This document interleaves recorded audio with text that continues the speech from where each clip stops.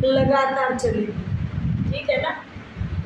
जैसे अपने बच्चे के गीत भजन गवाते हो तो जो लड्डू गोपाल की सेवा ले रहे हैं वो तो जरूर करे, वो तो जरूर करे, बाकी भी करे तो बहुत अच्छा, लेकिन लड्डू गोपाल की सेवा वाले तो जरूर करें। असली ओरिजिनल जन्मदिन 26 तारीख को। वैसे आप जिस दिन लड्डू गोपाल लेते हो उस दिन का मनाते हो कि भाई हम तो फलानी तारीख में ले आए, उस तारीख में ले आए, तो वो आप वैसे मनाते हो। कल भी बताया था जैसे कि बच्चे का कागजा में कुछ जन्मदिन है लेकिन ओरिजिनल जन्मदिन कुछ और है।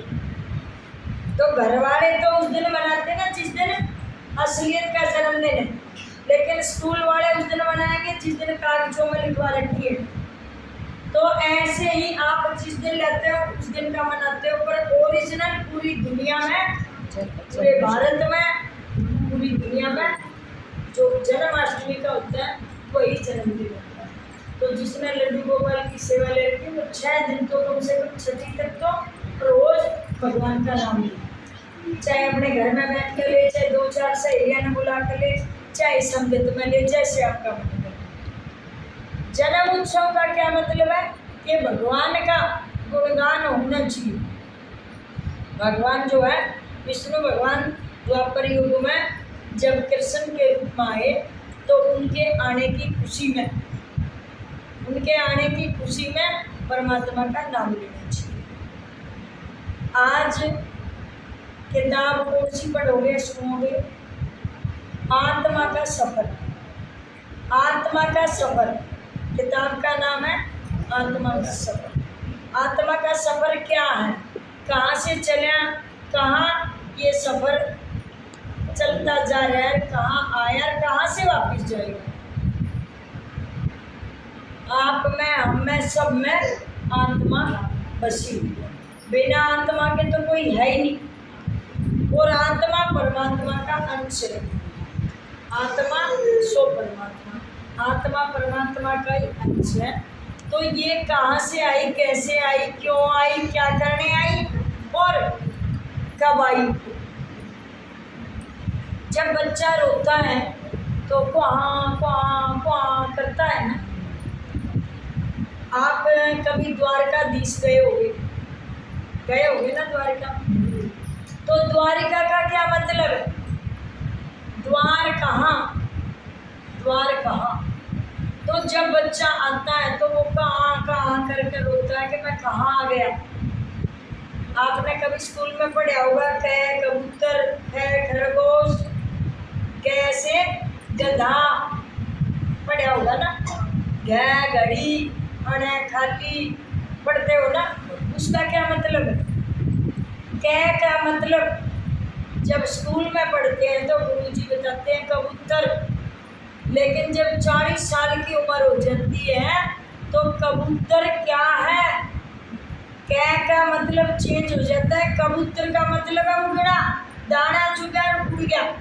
तो आपने भी अपनी दिनचर्या में जो कि मैं माया धनमाल इकट्ठा करना था इधर उधर से, वो चुगा और उड़ गए, इकट्ठा कर लिया। अब गुरुजी की पढ़ाई में कै का मतलब क्या आ जाता है कि कहाँ से आए हो, कहाँ आए हो, क्या करने आए हो और क्या कर रहे हो और क्या करके वापस जाना है। कै का मतलब ही चेंज हो जाता है। कै का मतलब पहले था खरगोश, जब मास्टर ने पढ़ाया, लेकिन 40 साल पार करने के बाद खरगोश का मतलब, वो कै का मतलब चेंज हो जाता है। खरगोश बहुत दिन बनकर रह लिए। अब कै का मतलब है क्या खा रहे हो और क्या खाना चाहिए। क्या खा रहे हो? क्या मीट, अंडे, मांस यही खाने आए थे? तामसिक का भोजन करने आए थे? एक जीव को जीव खा रहे हैं, क्या यही खाना? ये पशुओं का खाना है जो आप हम खा रहे हैं। अंडे खा लिए, अंडे में भी तो जीव है। पशुओं का खाना खा रहे हैं तो बुद्धि शुद्ध कैसे होगी? विचार भी तो ऐसे ही होंगे ना पशुओं जैसे। कैसे विचार? पशु का क्या विचार है? अपनी मस्ती में पड़ा रहता है, कोई नुहा दे, उठा दे, पिला दे, खा दे तो ठीक है, नहीं तो पड़ा रहेगा गंद में। तो आप भी तो कम से कम 8, 9, 10 बजे तक चारपाई पे पड़े रहते हो, है ना। सूर्य देव घर में आ जाते हैं लेकिन आपकी नींद नहीं खुलती, मलेच पड़ा है। और बोला सो नहीं रही थी, बस ऐसे ही पड़ी हुई थी। तो जैसा खाना वैसा ही विचार हो जाता है। क्या खा रहे हो, क्या ये आपका खाना है? अरे पशु भी आपसे बढ़िया है कि वो भी भूसा खाते हैं, हरा चारा खाते हैं। वे भी ये मीट अंडे मांस मछली रोज नहीं खाते ना, और हम आप खाते हैं।